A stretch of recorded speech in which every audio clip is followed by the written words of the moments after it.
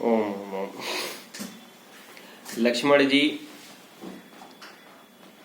आते हुए रास्ते में जब नगर को देखते हैं तो उनके मन में उत्कंठा होती है कि चल के नगर को जरा देख के आए कि कितना विशाल नगर यह मिथिला नगरी है जो जग प्रसिद्ध थी।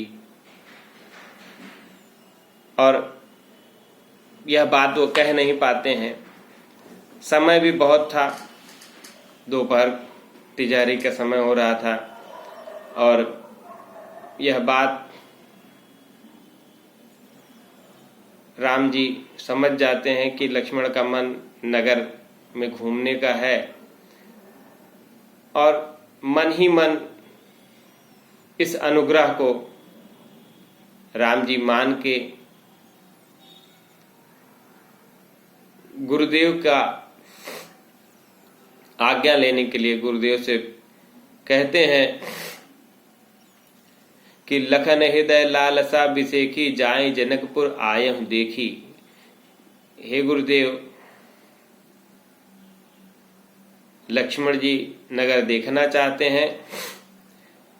नाथ लखनपुर देखन चाहें, प्रभु संकोच डर प्रकट न कहें। आपके संकोच से यह कह नहीं पा रहे हैं, यदि आपकी आज्ञा हो तो मैं जाके नगर दिखा के जल्द ही ले आता हूं। और यह बात सुनकर ऋषिवर कहते हैं कि हे राम, आप नगर वासियों को धन्य करने के लिए जाएं और अपना सुंदर स्वरूप नगर वासियों को दिखाएं, ताकि बहुत से ऐसे लोग हैं जो राजभवन में नहीं आ सकते हैं, उनको भी आपके दर्शन का लाभ मिल सके। जाय देख आवहु नगर सुंदर, सुख निधान दो भाई, करऊं सुफल सबके नयन सुंदर बदन दिखाई। कि सभी नगर वासियों को अपना सुंदर स्वरूप दिखाकर उनको आनंदित करें। इस हेतु हे प्रभु अवश्य जाएं। फिर दोनों भाई सुंदर पीतांबर फेटा तरकस बांधकर, धनुष बाण लेकर, दिव्य शोभायमान होकर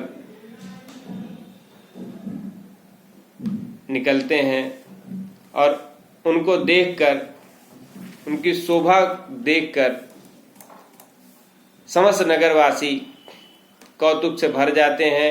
और यह नगर में जब बात फैलती है कि दो राजकुमार नगर देखने आए हैं, तो सभी अपना काम धाम छोड़ के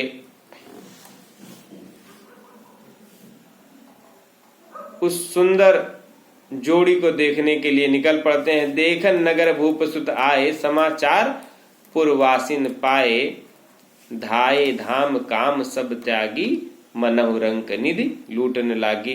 तो सब भगवान को देखने के लिए अपना काम धाम छोड़ के चले आते हैं।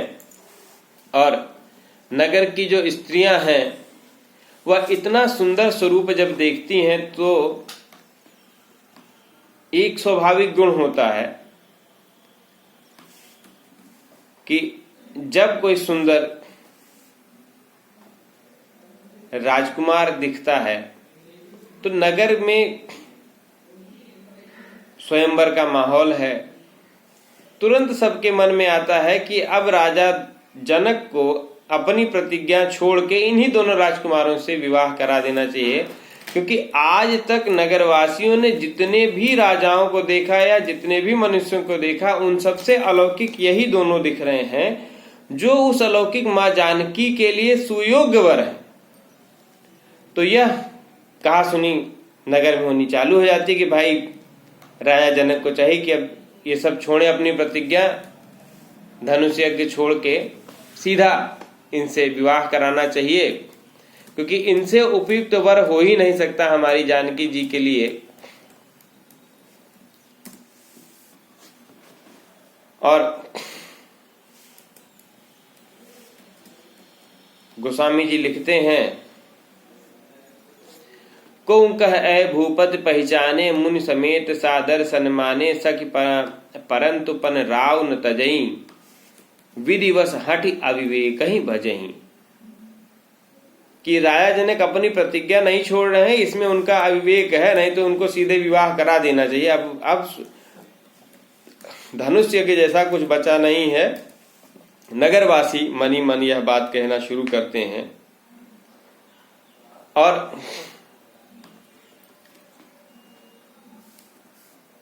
नगरवासी यह भी कहते हैं कि अगर इनसे विवाह हो गया तो बार बार इनके दर्शन का लाभ मिलेगा, कि ससुराल तो आएंगे जाएंगे। और अगर इनसे विवाह नहीं होता है तो हम लोग को देखक न मिली, नहीं तो हम कह सुनो सकी इनकर दर्शन दूरी, मतलब इनका दर्शन बहुत ही दुर्लभ है अगर विवाह नहीं होता है। यह संघट तब होई जब पुण्य पुराकृत भूरी, और यह तभी हो सकता है, यानी कि यह विवाह होगा तभी यह संयोग बनेगा कि हम बार बार राम दर्शन का फल प्राप्त होगा हमको। और यह जब बहुत पुण्य होगा तभी यह संभव हो पाएगा। बोली अपर कहियों सखनी का एह विवाह अति हित सबही का। और समस्त नगरवासी कहते हैं कि अगर यह विवाह हो जाए तो हम सबका भला है इसमें। अब कोई कोई कहता है कि भाई शंकर जी का धनुष बड़ा कठोर है और ये इतने सुंदर श्यामल गौर किशोर हैं, धनुष तोड़ पाएंगे कि नहीं तोड़ पाएंगे। बड़ा संशय है, धनुष अगर नहीं तोड़ पाए तो विवाह नहीं होगा, विवाह नहीं हुआ तो फिर देखिए प्रेम, इसको प्रेम से तौलिए। माँ जानकी सबकी है और सब पे सब प्रजावासी उन पर अपना हक रखते हैं, इसलिए सब कहते हैं कि सुंदर श्यामल गौर किशोर इन्हीं से विवाह कर देना चाहिए। ये धनुष यज्ञ ये सब जो है क्या जो है राजा जनक अपना हट पार के बैठे हैं। धनुष टूटे न टूटे क्या करना हो रहा भाई, सुंदर लड़के इतना सुंदर है, राजकुमार है, राजा दशरथ के लड़के, इनसे विवाह करो। अब धनुष यज्ञ बीच में लाने की क्या जरूरत है, अब अपन छोड़ो प्रतिज्ञा। ये नगरवासियों का प्रेम है, सुनिए सुंदर प्रेम। ये जो प्रेम है ये निस्वार्थ प्रेम है मां जानकी के प्रति मिथिला नरेश का, मिथिला नगरवासियों का।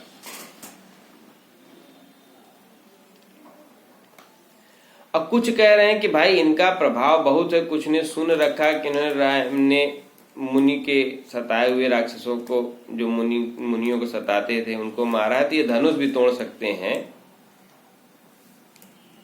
और यह विवाह हो सकता है। ऐसी कथा, ऐसी चारों तरफ बातें फैल गई हैं, चारों तरफ सब एक दूसरे के कान में यह बातें कह रहे हैं कि भाई सब यही चाहते हैं लेकिन यह विवाह हो जाए, क्योंकि इससे सुंदर जोड़ी नहीं बनेगी। भाई सुंदर जोड़ी भी होनी चाहिए। हिय हर सही बर सही सुमन सुमुख सुलोचन वृंद, जाहि जहां जहां बंधु दो तह तह परमानंद। और जहां जहां वो सुंदर भ्राता जाते हैं वहां का वातावरण परम पवित्र हो जाता है, सुंदर मौन, एक अलग सी अलौकिक छवि वहां पे छा जाती है, जिसको देख कर भी नगरवासी मन ही मन संतोष लाभ प्राप्त करते हैं। और यह मन में आते हैं कि भाई किसी तरह से विधाता कुछ ऐसा करे कि हमार पुण्य ले ले, लेकिन यह विवाह करा दे। चारों तरफ विशाल बड़े बड़े मंच बनाए गए हैं जहां अभी सब राजा बैठेंगे, क्योंकि धनुष यज्ञ का आयोजन हुआ है, वही देखने के लिए दोनों भाई आए भी हैं। विभिन्न प्रकार से नगर को सजाया गया है और वो सब देख रहे हैं, भगवान वहां घूम घूम के देख भी रहे हैं। और तमाम लड़के भगवान को घेर लिया के शिशु सब बालक शिशु सब राम प्रेम वस जाने, प्रीति समेत निकेत बखाने। अब जैसे घर में जाइए या किसी गली में जाइए तो बच्चे सब बखान करना शुरू करते हैं, यहाँ ऐसा बना ऐसा बना। तो बच्चे जो है अपने घर का परिचय दे रहे हैं, भावनों का परिचय दे रहे हैं।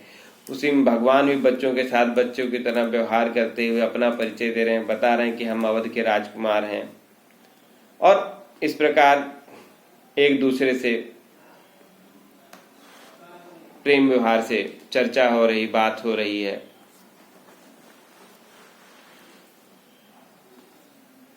इस प्रकार भगवान धनुष यज्ञशाला का निरीक्षण कर रहे हैं, देख रहे हैं। कौतुक देख चले गुरु पाही, जन विलंब त्रास मन माही। और अब भगवान ने देखा कि अब समय बढ़ गया है, विलंब हो रहा है। यह देखकर प्रभु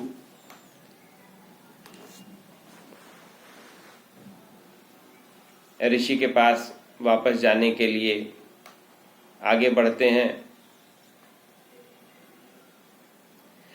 और सभय सप्रेम विनीत अति सकुच सहित दो भाई, गुरुपद पंकज नाय सिर बैठे आय सुपाई। कितना सुंदर गोस्वामी जी लिखते हैं कि देखिए मर्यादा, प्रभु आज मर्यादा में है कि जानकी नाथ भगवान दीन दयाल प्रभु आज ऋषि विश्वामित्र के साथ आए हैं, तो उनको लगा कि अब देर हो गई है, तो जाके भगवान को प्रणाम करके पुनः बैठ जाते हैं। और रात्रि होती है, मुनि ने संध्योपासन की आज्ञा दी और सभी ब्रह्मचारी शिष्यों के साथ भगवान भी संध्योपासना करते हैं। रात्रि विश्राम होता है और गोस्वामी जी लिखते हैं कि मुनिवर शयन कीन तब जाई, लगे चरण चापन दो भाई। अब देखिए इससे बड़ी क्या महत्ता होगी हमारे सनातन धर्म की, जो जिसकी बखान करना ही दुर्लभ है। आज भगवान राम ऋषि विश्वामित्र के पैर दबा रहे हैं, जिनके चरण सरोवर लागी, करत विधि जप जोग विरागी, ते दो बंधु प्रेम जनु जीते, गुरु पद कमल पलोटत पीते। आज भगवान राम और लक्ष्मण ऋषि विश्वामित्र के पैर दबा रहे हैं। इसी से कहा गया है कि व्यक्ति को बड़ा उनका गुण बनाता है। राजा दशरथ के पुत्र और स्वयं समर्थ प्रभु श्री राम, जो ऋषि विश्वामित्र की सहायता के लिए, मदद के लिए गए थे, वो जब विश्वामित्र शयन करते हैं तो उनका चरण दबाते हैं। यह सरलता ही हमको अपने हृदय में लाने की आवश्यकता, और कुछ नहीं, बस मात्र यह सरलता। आप जहां जिस परिवेश में हैं, उस परिवेश के हिसाब से स्वयं को ढालना पड़ेगा। भगवान ने तो नहीं कहा कि हम दशरथ नंदन हैं, काम हो गया, मुनिवर जा रहे हैं, लेकिन ये आदर है जो हमारी सनातन परंपरा हमको सिखाती है। अपने से बड़ों का पैर छूना, इसमें कोई छोटा बड़ा नहीं, ये आदर, ये सत्कार है, यह प्रेम है। बार बार मुनि आज्ञा दीनी, रघुबर जाय शयन तब कीनी। जब मुनिवर बार बार आज्ञा देते हैं तब भगवान राम शयन के लिए जाते हैं। और चापत चरण लखन उरलाए, सभय सप्रेम परम सचुपाए। और जब भगवान जाते हैं, फिर लक्ष्मण जी भगवान राम के पैर दबाते हैं। और पुनि पुनि प्रभु कह सोवत ताता, पौठे धरि उदपद जल जाता।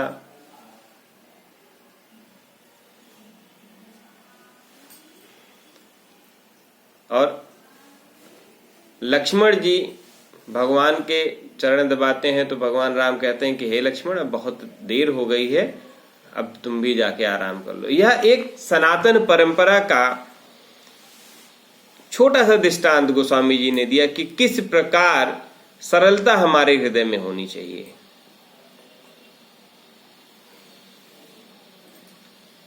भोर में सुबह मुर्गों की कुकड़ों की ध्वनि सुनकर सब उठते हैं और नित्य कर्म पूरा करने के बाद भगवान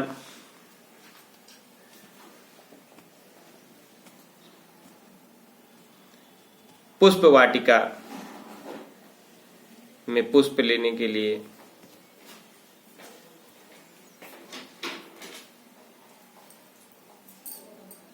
प्रस्थान किया। समय जान गुरु आयुष पाई, लेन प्रसून चले दो भाई। अब पुष्प वाटिका का प्रसंग हम अगले प्रसंग में आपसे कहते हैं।